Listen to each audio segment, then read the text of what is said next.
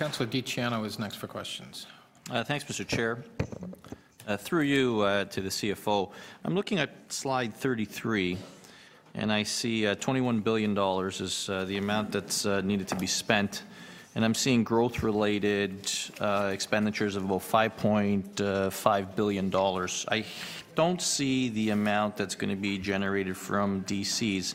I think from previous slides, it's probably about 1.3 or 1.4 billion. Is that correct? Through you, slide 42 has the development charges, and we've got them up to about $1.4 billion.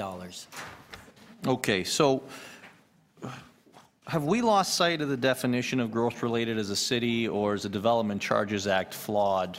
Well, what's the definition of growth-related, and why a $3 billion discrepancy in what we're going to be spending versus what we're bringing in?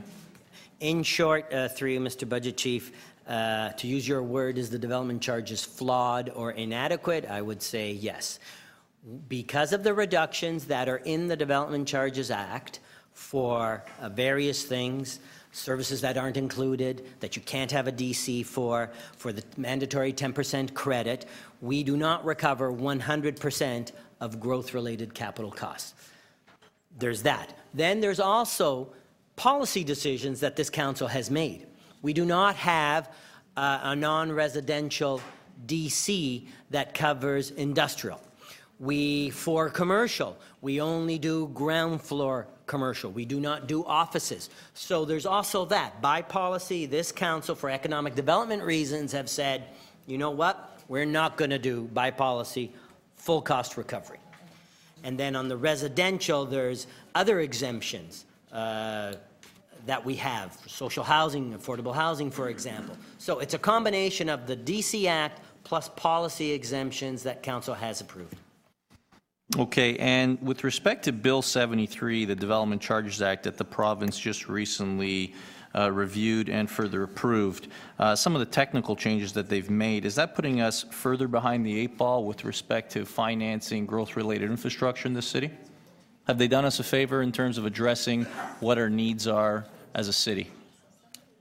So I have to be very careful in how I answer this question. You don't have to. You can just... No, I have to, because... You just throw it out there. I don't know if the regulation has been made public yet. So I don't think it has. It hasn't. So I cannot speak to what the impacts of that regulation will be, because I am bound by a confidentiality agreement. I was on the task force. There are improvements in the bill, in particular to allow waste diversion other than landfill and waste and incineration. We now can have a DC for that, whereas before we couldn't. In the bill, there is the elimination of the 10% mandatory credit for transit, and then we will have to wait and see what's in the regulations to see the full impact and the details, and then we'll have to take that regulation, assess it, and see and come back with what improvements have we gained. Okay, so overall, with respect to development charges or the formula that allows us to collect on residential growth in the city, you would agree that the Development Charges Act is more suited for greenfield development versus infill development, which is a city like Toronto, and it's costing us dearly year after year. Yes, I would agree to that, especially in infill development, a city that's moving up. We have excess capacities in some areas, and the way regulations and legislation make us treat that, it is better suited as a tool for greenfield than it is for something like the City of Toronto. Absolutely.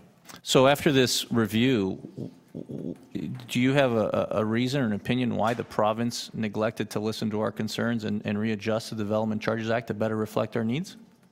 I cannot comment on that till I see the regulations, and I cannot comment on, the drivers of why province assumes certain policies that it did. That is a question for the province. I cannot answer that question. But you can agree that